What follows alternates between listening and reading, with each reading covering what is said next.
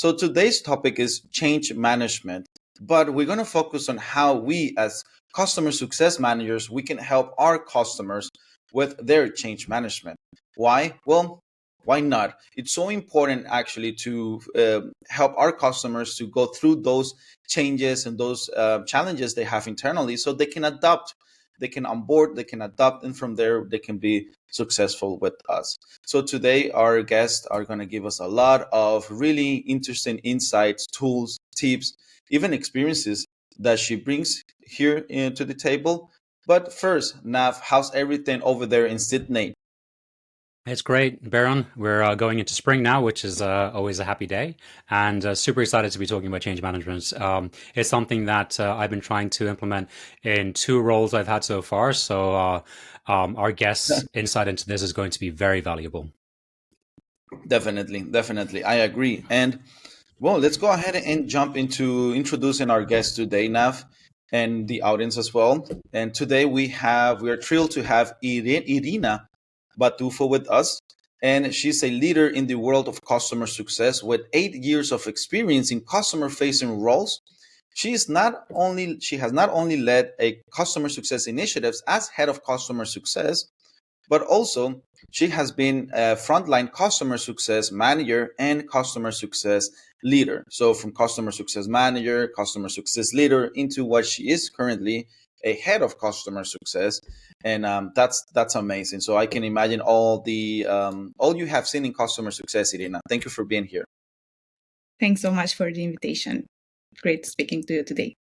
Nice. Thank you. Thank you for being here. Thank you for showing all of your experience to our audience. And this is going to be an amazing episode. So the title for today's episode is Empowering Customers: Strategies for Effective Change Management. And Irina, I want to ask you, could you briefly explain what is change management for those who are new to the concept? Of course, yes. So I'd like to start with the cliche, let's say. The change is the only constant thing that happens in life. And yeah, so basically, That's change true. management is something that we are dealing with in any industry and any field we are working in. And basically, it represents the process that has as outcome adopting the change. So building strategies, processes, initiatives to make something change until the ones that have to embrace the change are actually adopting and happy with the change, let's say. There are different uh, participants into this process, let's say. Mhm. So it's always the first thing that triggers this need for change management is, of course, a business need or something that has to change. So there's the first need. And then there is the audience that has to embrace the change, sorry, and someone who has to drive the change. And sometimes it's a manager, sometimes it's a customer success manager, but there's always someone that has to have the initiative and also to make sure that the change is well managed. So change management is basically making sure that this process it's well handled and everyone is happy with the change.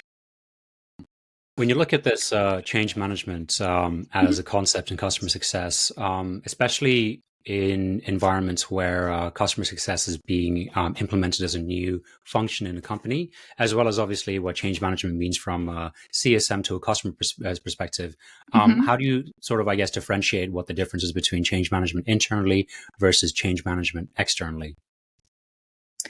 So I like to say that the C in the CSM naming comes from change and success management. So basically, CSMs are the face of the change. Every time you something is not working, or you're adopting a new tool, or something is happening, you're basically associated with a CSM, and the CSM wears the face of that change. So the change comes with your CSM, and this is something very challenging, let's say, for the CSM, because he's basically responsible of driving change initiatives internally and externally. He's there associated with the customer since onboarding. The customer is already perceiving the adoption of a new tool or the adoption of a new process. It's already a change. So the CSM is managing that change for the customer, while the CSM is also responsible of gathering the feedback or making sure that the customer is happy with the change that the CSM is driving, and bringing back internally the feedback of the customer and making sure that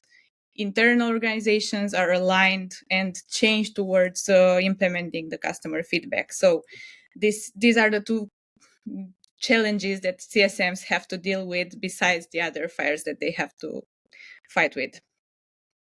And I cannot say which one is a priority or which one is the most challenging, let's say, because of course the priority of a CSM is to basically build trust and create a relationship with the customer. And usually this starts with onboarding. And as I mentioned, the customer is already going through a change. So the CSM has to know how to manage the change. So it becomes, of course, a change manager.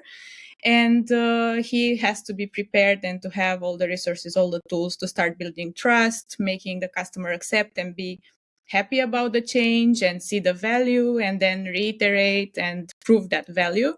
While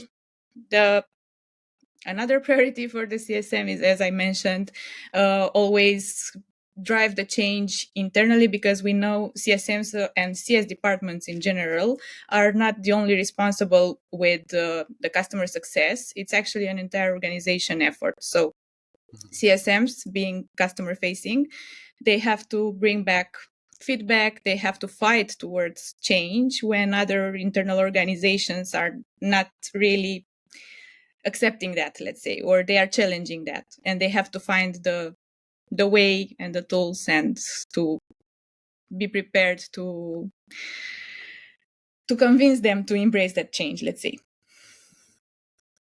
Definitely. Yeah, I think everyone's had that same challenge internally for sure. Definitely, customer success, like you said, Irina, is not one person job. It's a whole, actually, a whole culture that should be in a company. And you are touching like the first challenge of the day, actually, which is building trust, because customer success managers might be seen as external entities pushing for a change that internal team doesn't agree with. So gaining trust is important. So thank you for those tips. But if we stay on this challenge a little bit more, how do you handle scenarios with a clear misalignment between the customer success manager, what they believe or what we believe is the right thing to do, versus internal team's perspective? How can we as external entities manage that? Because it's hard to for us to take control over that. Yep. So I've been in situations like this a lot of times, and I can tell you that the first thing that I learned not to do was to actually come with the raw feedback to the internal team. Like if the information or the change that you are proposing is shocking for everyone, and it means a huge change, or it means challenging their processes, or it means forcing them go out of the comfort zone, then they will say no from the beginning. So basically it's an entire process, and you have to be super diplomatic and deal with that in a way that you actually first you talk about the challenges that you have without pointing towards others. So you basically talk about the challenge and you explain why it's happening, it is happening, how this affects the business, how this affects the numbers. So things that are triggers for everyone, that are important for everyone, not something like, yeah, it makes harder for my team, or it makes it harder for my team, or maybe it makes my team demotivated. No, it's about numbers and things that, so basically you capture everyone's attention with a thing that you're mentioning, and then they're interested in listening. So you're bringing awareness about something that is important for everyone. And then you are trying to, once you have their attention, you are trying to make things as clear as possible. So you basically try to come with solutions, not only emphasize the problem, let's say. And this makes others get excited, let's say, about the change that you are proposing. And then you for sure emphasize the value of that. And it's basically a collaboration between teams, but the way you position that in the beginning, it's very important. Yeah. So communication and clearly communicated value, let's say. Yeah.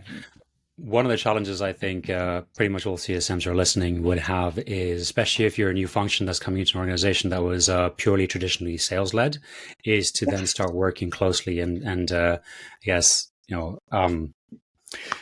properly, I guess, with the sales team. So have you had that challenge before? And what are some of the things that you would bring to the table to try and get the trust from a sales team to let go, especially when they're in an account management sort of environment, to let go of some of that power? Yes, so we are a sales-led organization, and we went through a lot of challenges like that. And we realized, and I'm talking now from a customer perspective, I guess. So we realized that change management starts from sales, and CS team is just there to take over. But the process starts, of course, from sales, and this means that the communication between sales and CS teams is super important. So we have to have common processes, and we have to make sure the expectations are set correctly, that building trust was handled since the first moment that we had calls with that customer, which means when they met their sales rep, let's say.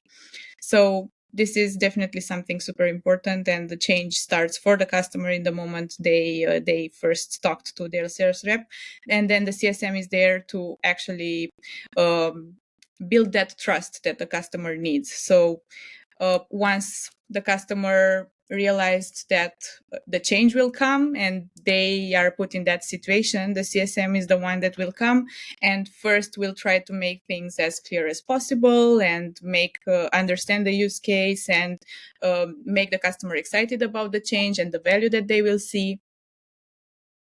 Okay, one of the things that I liked about what you said earlier was, especially when you're trying to drive change management internally, to understand what the value proposition is for each of the different teams that you're trying to convince that CS is going to work, and thinking from the terms of like what's in it for them. A long time ago, I joined as the first CS resource at a very traditionally sales run organization. And one of the biggest challenges was to try and get the sales team to start letting go of the control, because they were account manager, not account executives. So they were doing the renewal piece as well, but not proactively, very reactively. So what we were trying to do was build the value proposition, which is that out of what we're doing in your accounts, we can drive a lot of expansion. And then like they still didn't really believe it until I helped land like a $100,000 like expansion for one of the sales reps, and then suddenly they're like, "Oh, I want a CSM as well. I want a CSM as well." So it's very important to define what the value is and what's in it for them for each of the different teams, and then deliver on that as well.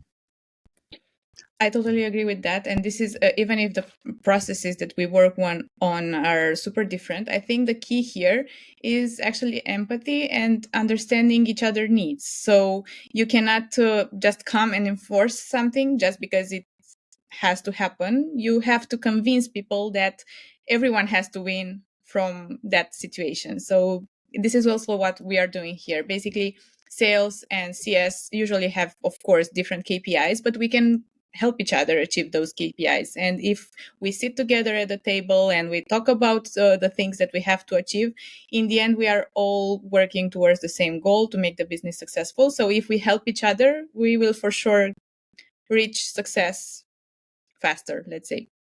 Yeah. And I think this is also something that happens from the beginning, like gaining trust and showing value. It's something that customers first, they have to believe on the product or service themselves. Yep. Once they are searching, once there's a need, actually, like that customer journey, when there's a need, and then we are an option for them, they go to the website, they hear ads about us, so their curiosity turns on. They start believing in our product. Then they contact sales or anyone who's going to be their first point of touch. And that's where trust start beginning, and that's where they need to start seeing value. And those are like two brothers or two sisters or family members that are together from the beginning, from sales all the way to customer success. When customer success will start building and creating that trust. Yeah. And the goal for us is actually to be trusted advisors. And so it's customer success is not just about like customer experience and outcomes, right? It's part of it, but it's more than that. Do you agree to it? Yes, for sure. And what I wanted to add, because you were talking about the need and the fact that they are in the beginning, they are trusting the product, and basically, yes, they put their trust in a product from the beginning, but you still have to convince them that this was a good choice and it really brings value for their company. And basically, how I see it, and again, a cliche, but it's real, sales period is like the honeymoon, where you are actually very excited about the fact that your need will be solved and you will see results, and the next period will be great. But then when you are actually starting the onboarding, you realize that maybe it was, I don't know, maybe it was too late, or maybe you were already overwhelmed and you don't have the time to spend, or there are always things that you don't consider in the moment you start actually working on something and implementing the change. And the CSM is there to actually help you with those challenges. But of course, you push back a bit as a customer, because it's like, okay, I trust the tool, but I still have work to spend on this. And the CSM is there, yes, to guide you and to build trust and to prove that, okay, you didn't make a wrong choice, but it's actually the part of the process to spend that amount of time in implementing that. And Mhm. this is why I was saying that it's important for the CSM to set clear expectations from the beginning. They don't have to lie the customer or to hide stuff. Like, I prefer and I encourage my team, for example, to tell them from the beginning that, yes, this will be the amount of time that we need from you to spend into the product. And this is already, okay, I knew from the beginning that this is what I had to, this is the time effort that I have to spend. So I will not complain later that I had to invest this amount of hours. So setting right expectations from the beginning is super important. Mhm. And basically, if you hear first those challenges, when you actually have to overcome them, you are more comfortable, let's say, with the challenge, because you knew from the beginning that this will come. So you had some time to prepare for that. Yeah, yeah, definitely. Amazing, Irina. Thank you so much for all of these tips that you're giving out there. We really appreciate it. And this is all made for you who are listening and now seeing our podcast on YouTube as well.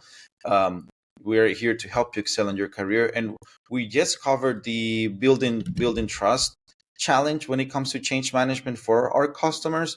We just cover communicating value clearly, which is one of the primary reasons for resistance, is not seeing the value or purpose behind it.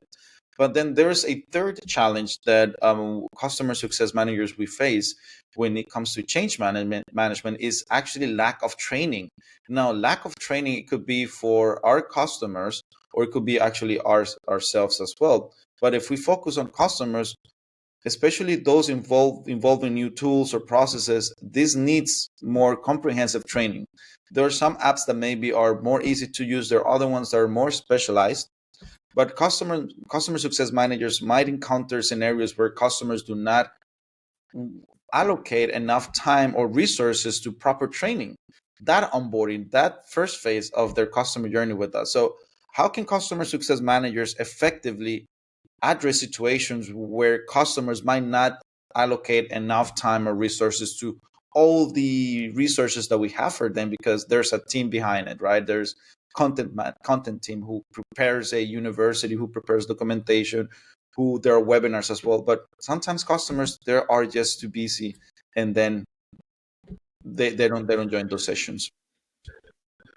Yes, so this is a real challenge, because basically, when a customer lacks training or resources or knowledge, the CSM is the one who has to emphasize that, but in a diplomatic way, or to convince the Mhm. customer that this is the need that they have.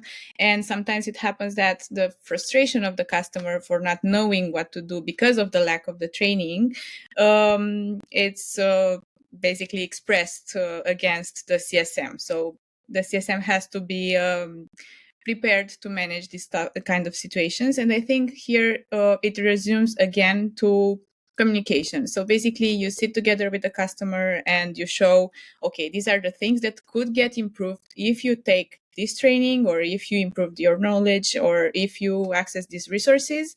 And this is the value that you will get. And maybe if you can introduce their discussion about money and return of investment and things like this, would make things even more efficient. So again, communication and value clearly communicated, it's actually the key to solve these two. I think one of the things to remember is that a lot of clients that go out looking for a solution for a specific need underestimate what that actually means. And so they come in, they think, okay, we'll plug and play a solution and it'll start working tomorrow. And especially if they're coming off another solution that works a different way, they think, well, plug and play, it'll be the same. It'll work the same. And I think from a CSM perspective, to really have a customer be really successful in that phase is to understand that it's not just about teaching the client how to use the software, but it's more so around how do you embed that software within the workflow and within the outcomes that they're trying to achieve. And so when you try to bridge that gap, then the customer starts to understand how much they really need to commit from their side. And going back to your point, Irina, is that the setting the expectations on what that's actually going to look like for them. And it's not just, this is the time you need to spend on training. This is what you need to be thinking about from a workflow perspective. So you start to actually become the subject matter expert on best practice within the industry, as well as the subject matter expert on the solution that you're trying to train them on.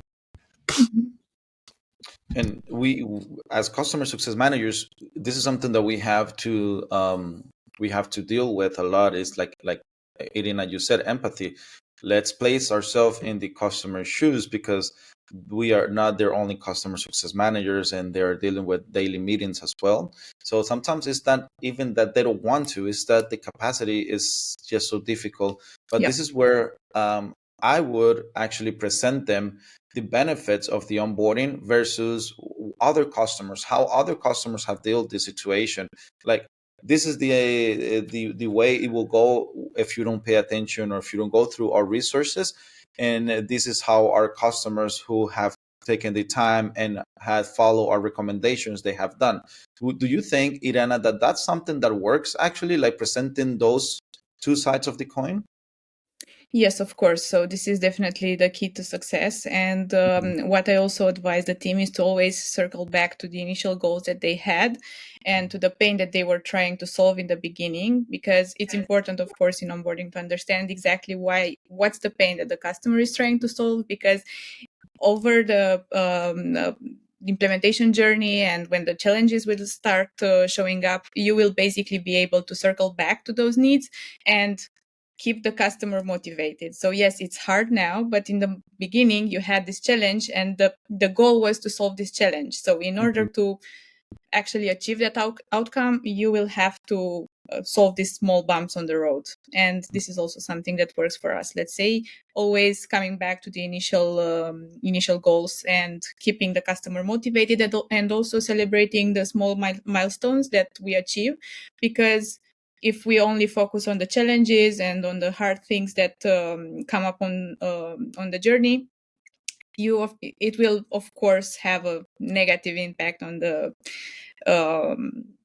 customer, let's say. So we have to always bring back positive things that are happening, and emphasizing that not only to the champion that we are talking to, but teaching them how to show that internally for the company that he's working on. So everyone has to celebrate. Yes, small wins, right? Yes, motivating Yes. Well, there's a lot behind this. It's not only customer success, it's like psychological things as well. Yep. I totally agree with that.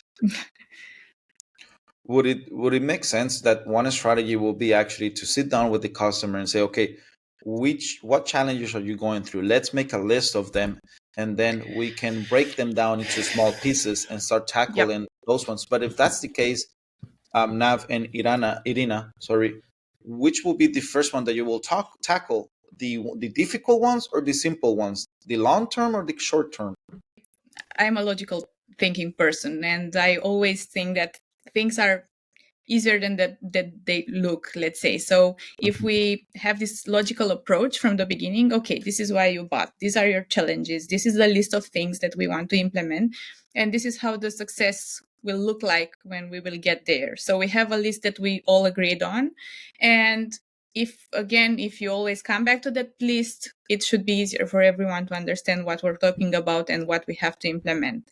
Now, to come back to your question, there's always like big milestones and big things that you have to achieve, but also small things that you have to start with. I'd say I would actually talk about it openly with the customers to understand what's the major thing, let's say, that they want to start with, because of course you can challenge what they say and you can start with some small things, because it's also part of the change management. You get used with the change process if you start with baby steps and it's not a huge change from the beginning. But in the same time, if it's something super pressing, it's super urgent for the customer, of course, you have to come with an agreement and start with what's important for the customer. But of course, you as a CSM, you have the right and you are responsible of challenging the customer needs. And if you see something that contradicts the outcome or the flow or everything, you have to be honest from the beginning with the customer and again set the right expectations. And in the end, everyone has to agree on the plan. This is what we start with, this is the impact, and these are the timelines. Yeah, I think with, small and big ones, right? Things that they want to try and achieve. I mean, first of all, I always say, especially if it's the beginning of a relationship with a customer, the low hanging fruit to really drive them the value quickly, but also with the long-term things that they're trying to achieve, set milestones, right? I mean, if they're trying to achieve something in 12 months and they won't see the impact of that in 12 months, what you want to do is try and build out milestones up to that point, so that at least you're proving value on the journey, as opposed to them not seeing anything for a long time. That's definitely important. And I'm wondering, Irina, enough, and I'm probably you listen to this and being here. Thank you for being here with us. First of all, always hit follow as well, so you can be notified when a new episode is going to be released, and that way we know that we're doing our job right. What are the most common signs or indicators that customers' internal teams actually, let me rephrase the question. What are the most common signs or indicators that a customer's team is resistant to a change being proposed? Is that something that we are able to see from outside? From my experience, I can tell you that you will know when a customer is resistant to change. And it, of course, depends on the communication channel that you're using. But the most common are emails or meetings, let's say. And in both channels, it's pretty obvious when the change management or change adoption is not working well. And this means that you will know that is something that confuses the customer, or the customer is a bit, it's pushing back. The way he communicates, it's again confusing for everyone. It's not clear if the value was proven. It's a bit aggressive, let's say, in the mess. Yes, exactly. The questions that they are asking are not super clear and are not very focused on what we need. And of course, in a in a more advanced situation, let's say, escalations might come, or it happened for us also. So the champion that we were talking to was super honest. I see value and I like the tool and I like the process and I'm already happy with that. But others are not convinced. So you might hear this kind of feedback too. Like you convinced the champion, but it's not the internal team is not yet convinced that and is not yet seeing value. So I feel it's very obvious for CSMs and for internal teams when the change is not well seen in the customer's company, let's say. And I'm also having something like I'm trying to do that with the team, let's say. So I'm telling them, if you close your eyes and you are thinking about a customer and you are thinking that that customer will raise a complaint or he's not happy with the tool or whatever, even if you didn't see anything that really showed or proved that, for sure you should trust your intuition and actually be more proactive and reach out to the customer, because it's you can count on the signals that you saw, because intuition is also important, and you can take action before escalating, let's say. Sometimes they're very obvious about it as well. I had a customer once reach out to us via email and say, our old tool used to open up new tabs. Your tool opens up new windows. I'm like, okay. Is that going to be a feature request? I don't really know, but like, come on. That's not Yeah. really a problem to have to solve, right? Yeah, there are a lot of situations like this. It also relies on questions, right? I think that our experience has, I mean, you have 8 years now, like more than 10 years of customer success. Like, you have seen both several situations, issues, challenges, and so on. But also when someone is transitioning to customer success or in the first customer success role, it can get difficult as well to be in that position. And I think that asking the right questions is something that we will learn with time, because if we ask the right questions, we are able to discover what is that issue. Sometimes customers don't communicate that well. So I think questions are also something that we need to focus on. And any last words? Because unfortunately, it's time to start wrapping up the episode. And I'm wondering if there are any last words that you have for our audience. I'd like to, I don't know, conclude with the fact that the key to succeed, let's say, in this role and well manage change and be successful, it's actually to be empathic and to not take things personal and to be as logic as possible and very well organized. And of course, patience is key, and communication, collaboration. Basically, you are like a therapist and you have to do your job well to make things work. Yep. Yeah, I like that. I love that. Yeah, the therapist part, it's very true. I guess from my perspective, this whole process gets easier when you learn to set expectations in the beginning, and it's a skill that is probably found later on in a CSM's career, where they feel more comfortable being a little bit more aggressive in the beginning, where everything is all happy. It's actually the best time to explain to a customer exactly what the next 3, 6, 9 months is going to look like, and then it's not a surprise when you get to that point. So setting expectations is really, really important. Amazing. Totally agree with that.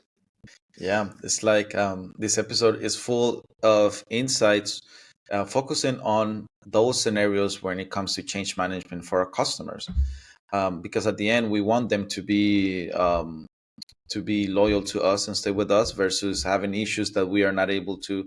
Sometimes there are issues that guide a customer to churn, and we are not able to control that.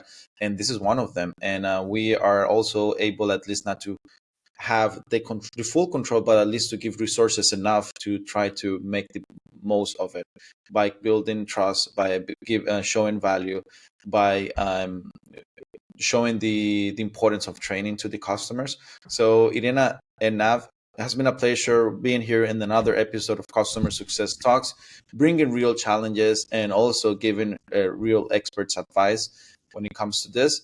This has been everything for today. Thank you so much for your time. If you have questions, you can always reach out to us via LinkedIn. All of the information is going to be in the About section. And I always say that if we didn't cover something, well, you have communities out there like CS Connect that is always willing to help. Thank you so much for your time, Irina, and I wish you all a nice and wonderful day. Bye-bye.